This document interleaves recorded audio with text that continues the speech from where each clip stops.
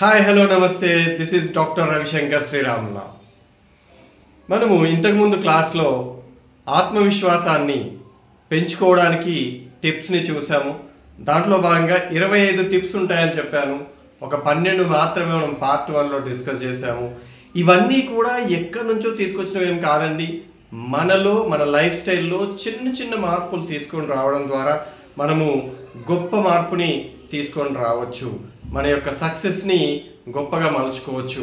ఆ విధంగా చేయడం కోసం చిన్న చిన్న మార్పులని తీసుకొని వచ్చి మనం సెల్ఫ్ కాన్ఫిడెన్స్ని పెంచుకోవాలని చెప్పాను. అందులో భాగంగా పార్ట్ 1లో కొన్ని పాయింట్స్ మనం డిస్కస్ చేసాము. పార్ట్ 2 మళ్ళీ చూద్దాం ఇప్పుడు. ఓకే, మనం సెల్ఫ్ కాన్ఫిడెన్స్ పెరగాలి అని అంటే ఒకేసారి పెద్ద పెద్ద లక్ష్యాలు పెట్టుకొని అది మనకు వీలవుతుందో అవ్వదో, మన యొక్క ఎఫిషియన్సీకి మన యొక్క స్కిల్స్కి టాలెంట్కి అవుతుందో అవ్వకపోవచ్చు. అలాంటివి పెట్టుకొని బొక్కబోర్ల పడే బదులు చిన్న చిన్న సెట్ స్మాల్ గోల్స్, చిన్న చిన్న గోల్స్ పెట్టుకొని కనుక ఒక్కొక్కటి సాధిస్తూ వెళ్తున్నట్లయితే మన కాన్ఫిడెన్స్ లెవెల్స్ ఏమవుతాయి? ఇంక్రీజ్ అవుతాయి. మన మీద మనకి నమ్మకం పెరుగుతూ ఉంటుంది. చిన్నది సాధించినప్పుడు ఐ గాట్ ఇట్, నేను సాధించాను అని అన్నప్పుడు డెఫినెట్గా మనలో ఆ పాజిటివ్ వైబ్రేషన్స్ తోటి మనలో ఏమవుతుంది? సెల్ఫ్ కాన్ఫిడెన్స్ అనేది పెరుగుతుంది. కాబట్టి ఏం చేయాలి? చిన్న చిన్న లక్ష్యాలను పెట్టుకోవాలి. వాటిని ఒక్కొక్కటిగా సాధిస్తూ పెద్ద లక్ష్యం వైపు వెళ్ళే ప్రయత్నం చేయాలి. మరి ఇలా చేసేప్పుడు మన యొక్క శక్తి సామర్థ్యాలను కూడా పెంచుకోవాలి. That is point number 2. Increase your competence.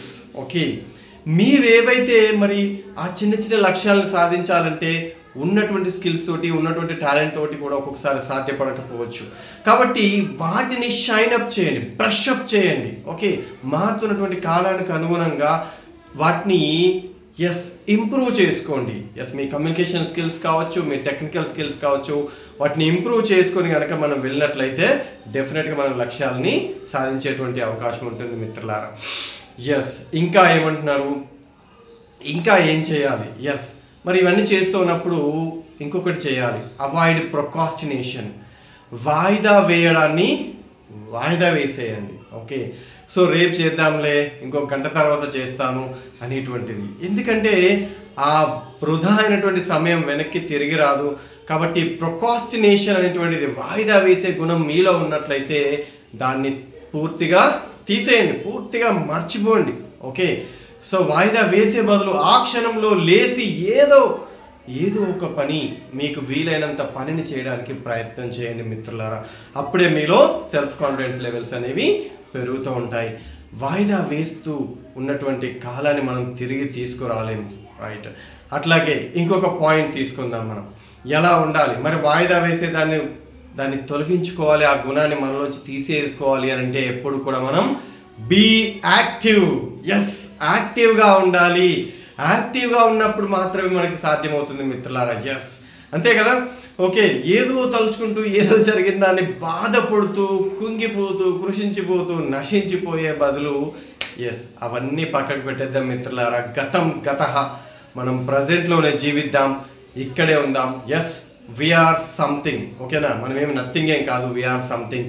ఆ సంథింగ్ని మనము ఎలా యాక్టివ్గా ఉంటూ దాన్ని మనము ప్రూవ్ చేసుకునేటువంటి ప్రయత్నం చేద్దాం.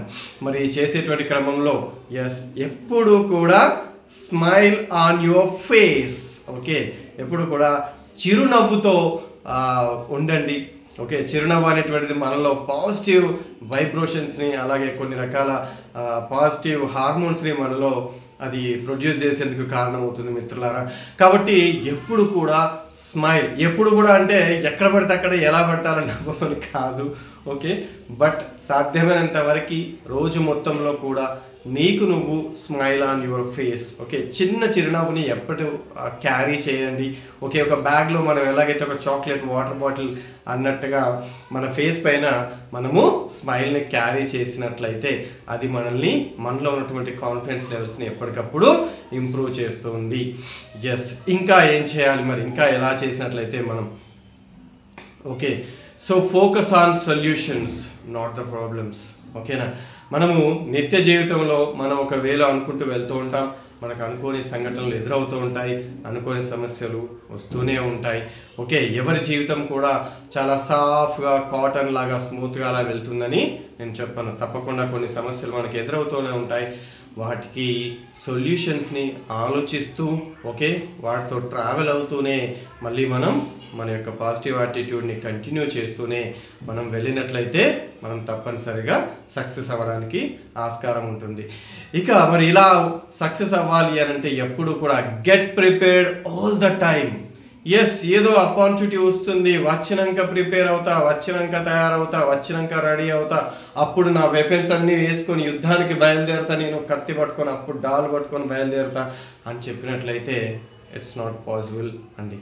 ఓకే, ఎప్పుడు కూడా నువ్వు ఎలా ఉండాలి అంటే get prepared all the time.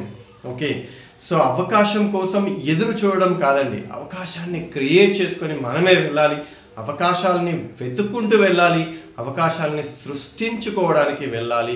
Okay, అవకాశాలని సృష్టించుకునేలాగా మనము బిహేవ్ చేయాలి. అలాంటి యాటిట్యూడ్ని మనము క్యారీ చేయాల్సి ఉంటుంది.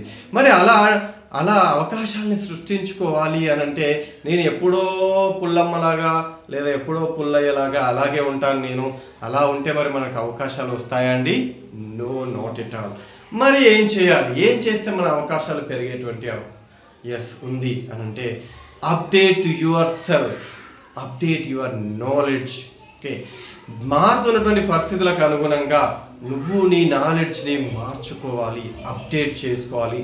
ప్రపంచంలో జరుగుతున్నటువంటి వాస్తవ సంఘటనలు, ఇన్ఫర్మేషన్ని అంతా కూడా ఎప్పటికప్పుడు నువ్వు ఓకే అంటే కొన్ని పుస్తకాల ద్వారా సేకరించవచ్చు, లేదా టీవీ ఛానళ్ళ ద్వారా, లేదంటే యూట్యూబ్ ద్వారా కానీ, లేదా ఇతర మీడియా ద్వారా కానీ మరి మంచి ఇన్ఫర్మేషన్ని అంటే నీ సక్సెస్కి అవసరమైనటువంటి ఇన్ఫర్మేషన్ని ఎప్పటికప్పుడు కనుక నువ్వు తీసుకొని నీ యొక్క బ్యాగ్లో వేసుకున్నట్లయితే అది నిన్ను ముందుకి పాజిటివ్గా పుష్ చేస్తూ ఉంటుంది అని చెప్పొచ్చు మనం. రైట్, ఇంకా ఏం చేయాలి? మరి ఇలాంటి చేసేటువంటి క్రమంలో మనకి ఉన్నటువంటి హ్యాబిట్స్ని కూడా మనము చేంజ్ చేసుకోవాలి. అట్లా హ్యాబిట్స్ని చేంజ్ చేసుకోవడం ద్వారా మన యొక్క సెల్ఫ్ కాన్ఫిడెన్స్ని డెవలప్ చేయొచ్చు మిత్రులారా. ఓకే, ఎస్ నాకేమున్నాయి sir? Yes try to write it on a paper. ఒకరోజు నువ్వు ఈ హ్యాబిట్స్ని ఒకసారి రాయి, అందులో ఏవి గుడ్ హ్యాబిట్సో ఏవి బ్యాడ్ హ్యాబిట్సో సపరేట్ చేయడానికి, డిఫరెన్షియేట్ చేయడానికి ట్రై చేయండి మిత్రులారా. ఎస్ అంటే నీకు నువ్వు సర్టిఫికేట్ ఇచ్చుకొని ఇది గుడ్ హ్యాబిట్ ఇది బ్యాడ్ హ్యాబిట్ అని కాదండి. ఓకే రైట్, ఒక్కసారి నువ్వు నీ యొక్క హ్యాబిట్స్ని కనుక రాసుకున్నట్లయితే, నీ డైలీ రొటీన్ కనుక లిస్ట్ అవుట్ చేసినట్లయితే, అందులో ఏదైతే నీ యొక్క లైఫ్కి లేదా నీ యొక్క సక్సెస్కి, నీ యొక్క డిసిప్లిన్కి లేదా నీ యొక్క సెల్ఫ్ కాన్ఫిడెన్స్కి అడ్డంగా ఉంటుందో వాటిని కొద్ది కొద్దిగా మానేసే ప్రయత్నం చేయాలి. అలా చేసినట్లయితే మరి సార్ నాకు ఇలాంటి హ్యాబిట్స్ ఉన్నాయి, కొన్ని నేను మానుకోలేకపోతున్నాను, కొన్నేమో ఎంత చెప్పినా ఈరోజు చేస్తున్నాను ఈరోజు మానుతున్నాను, మళ్ళీ రేపటికల్లా దాన్ని అదే నన్ను డామినేట్ చేస్తుంది అని అంటారా మిత్రులారా. ఓకే, అలాంటి వాటిని మరి మనం ఎలా ఓవర్కమ్ అవ్వాలి? ఎస్, దానికోసమే ఇంకొక పాయింట్ చెప్తున్నానండి. That is very simple trick, exercise. Okay, so daily exercise చేయండి.